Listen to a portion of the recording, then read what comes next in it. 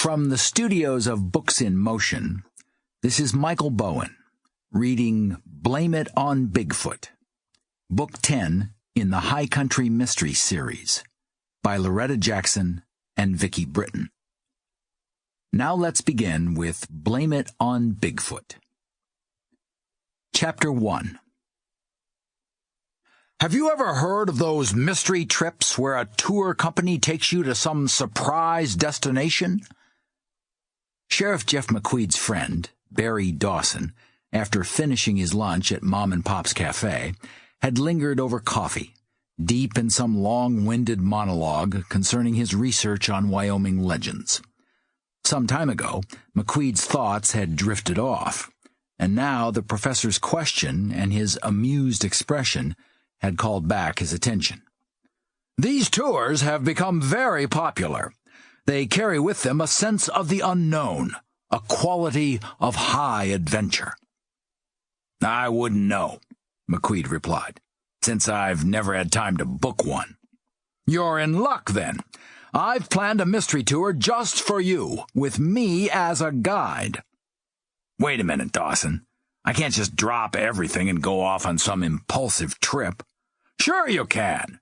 You told me just yesterday that you have taken a week's vacation, and so have I. We can start early tomorrow morning, let's say 6:30. But I need your answer right now. McQuede had arranged for free time because of Loris Connor. Even though he freely admitted that their romance was finished, he still looked forward to her returning to Dermont and to her job at the Cole County Museum. But she had called from the Smithsonian yesterday and told him she had to stay in Washington, D.C. until they had transitioned to a new department head. That left him free. Free to do what? He had never looked forward to idle time. I'll need some clue as to where we're going. That would take all the fun out of it. I'll grant you one hint, though. We'll be camping out. We can only take limited gear, so make each item count. Dawson arrived at the break of dawn. In his jeans and heavy checkered shirt, silver hair rumpled by the wind, he looked more like a lumberjack than a distinguished professor. They headed directly toward the Black Mountains, the white-topped peaks ahead of them shining in the rising light. I hope this mystery tour isn't taking us back to Captain Doug's lodge, McQuede grumbled, glancing ahead at the rugged, ever-climbing trail. If it is, hear this. I refuse to do any river rafting. Dawson laughed. We're going past that area, to remote places you seldom see, but I assure you we'll be staying in Cole County.